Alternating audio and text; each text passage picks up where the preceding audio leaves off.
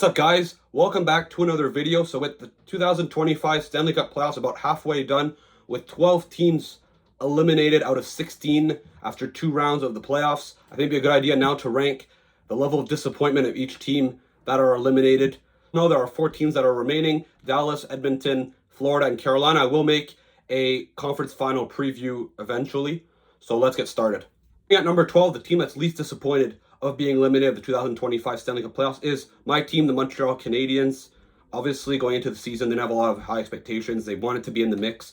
Not only were they in the mix, they ended up making the playoffs. A lot of their young guys like Caulfield, like Suzuki, like Hudson, Slav. I didn't find he had an amazing season, but he still, he got some experience. They got Demidov over from Russia. So they were able to put up a decent fight against Washington, who finished first place in the Eastern Conference, in a series where, if you watched a previous video, I wasn't very pleased with the way that it was officiated, but it is what it is. But still a positive.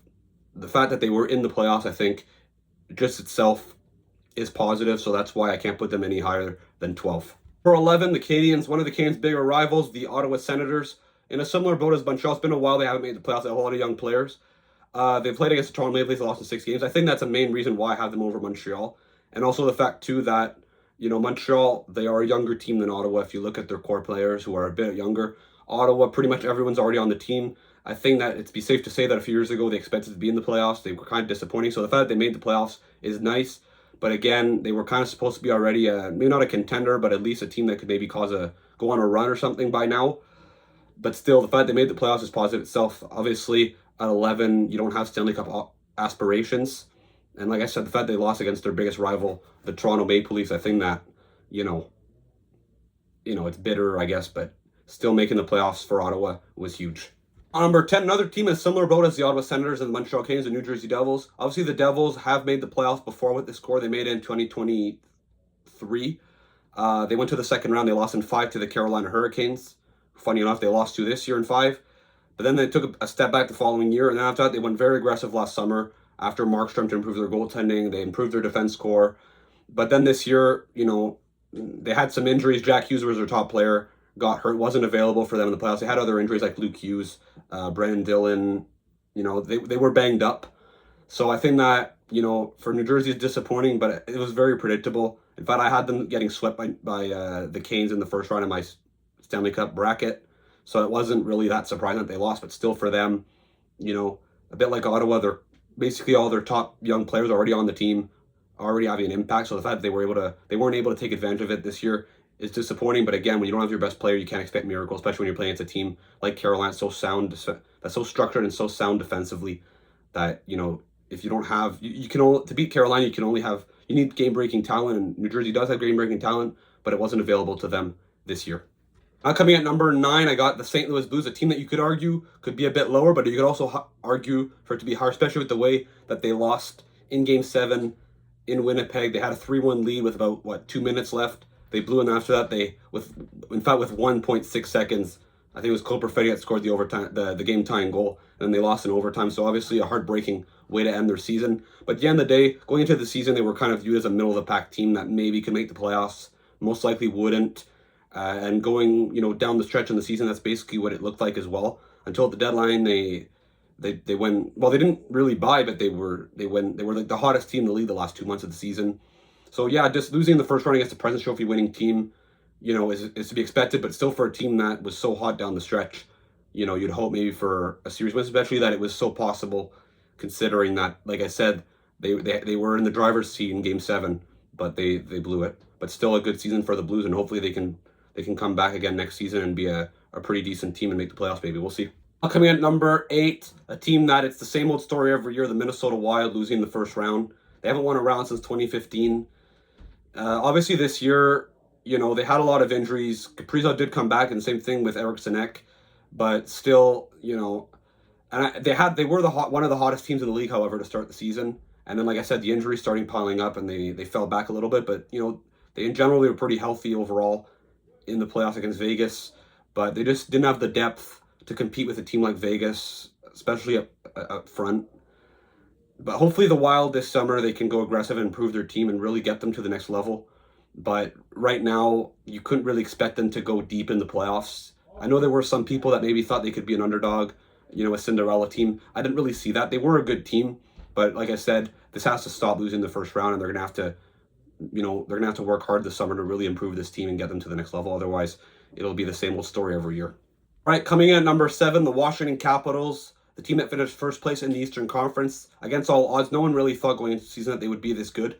In fact, I think a lot more people thought they'd miss the playoffs and make it.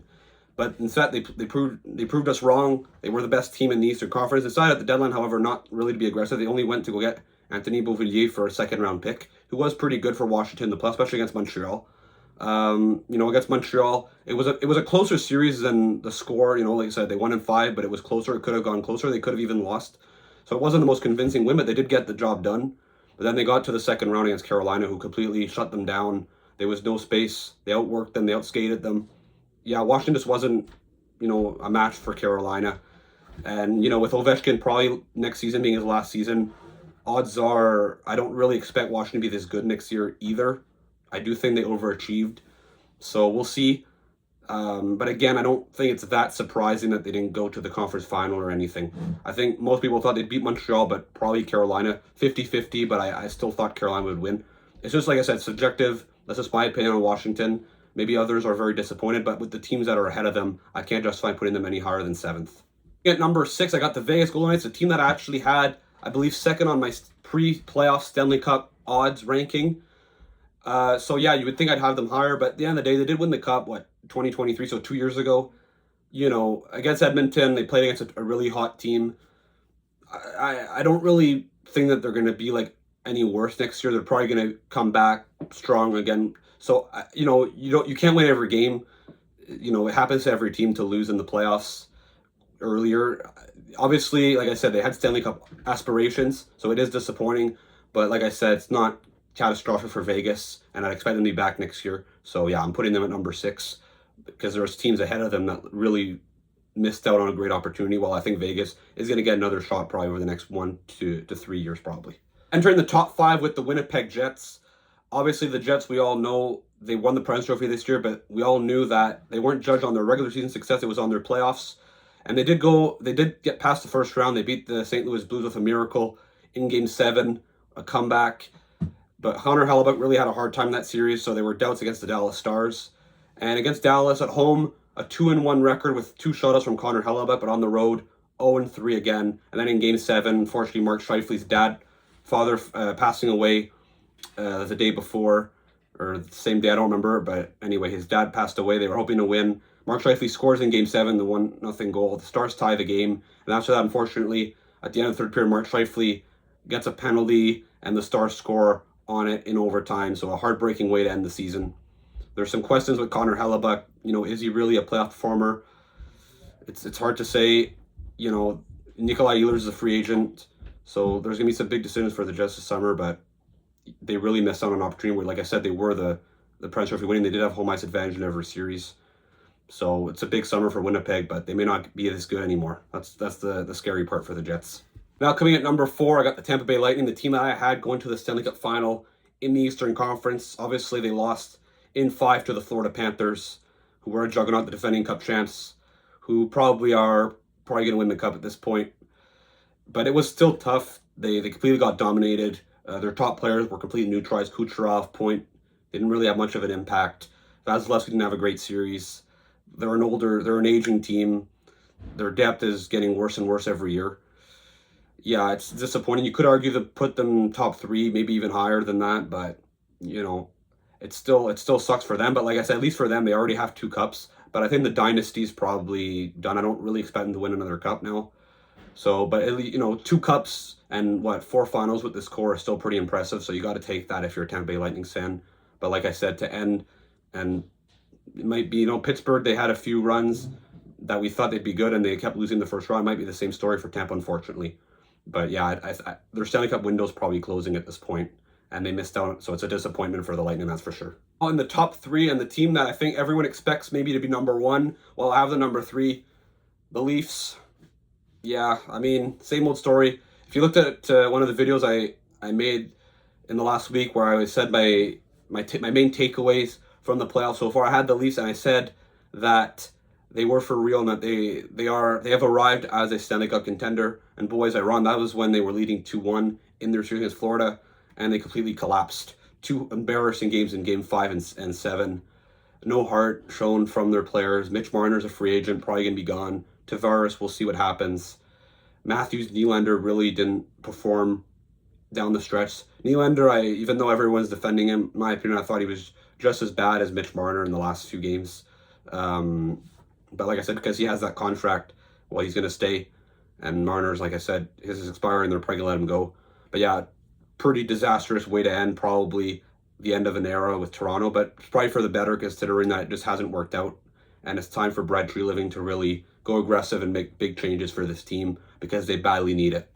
Number 2, I got the Colorado Avalanche, who were my initial Stanley Cup pick. Yeah, they lost in the first round in 7 games. And especially the way they lost in Game 7. Mikko Rantanen with a hat trick. They had a 2-0 lead on top of it. It's disappointing. You know, Brock Nelson, they gave up a haul to go get him. He's probably going to be gone. Charlie Coyle, they gave up a lot to get him as well. I think he only has, 1 more year? You know, so their window is probably starting to close slowly. I said in my main takeaway videos that I think that they missed out on their best opportunity to win the Stanley Cup.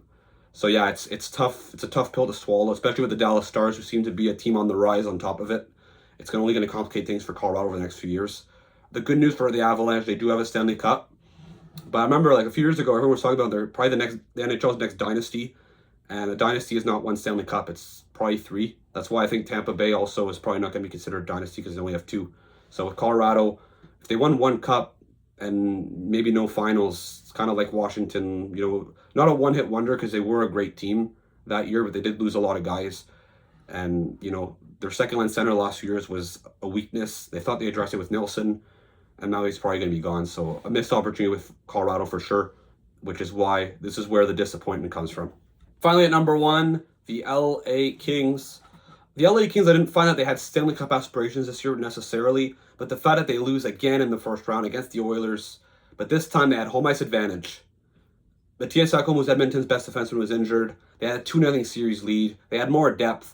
They had, Darcy Kemper was a Vezina finalist, and the Oilers had Stuart Skinner, who was terrible in the first 2 games. And then, like I said, they turned to Calvin Pickard as to be their starter, and he goes 4-0 against the Kings. It's unacceptable.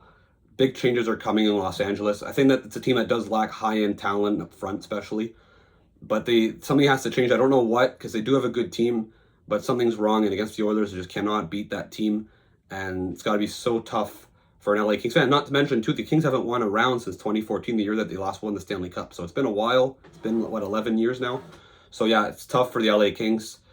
Like I said, they didn't have to win the Stanley Cup, but at least get past the first round. I wouldn't have put them this high. I probably would have put them, 6, 7? But because, like I said, it was the first round, it's been their challenge to overcome, and they failed once again with all the advantages that I mentioned earlier. Unacceptable, and a huge failure of a season for the LA Kings. Even though, like I said, the regular season was very positive. It was their best season with this core in the regular season, but it doesn't matter if you cannot get past the first round. Ranking up the level of disappointment for every team that are eliminated from 12 to 1. Let me know if you agree with the placement of certain teams, which teams are too high, which teams are too low. Don't forget to like and subscribe, and I'll see you again in another video.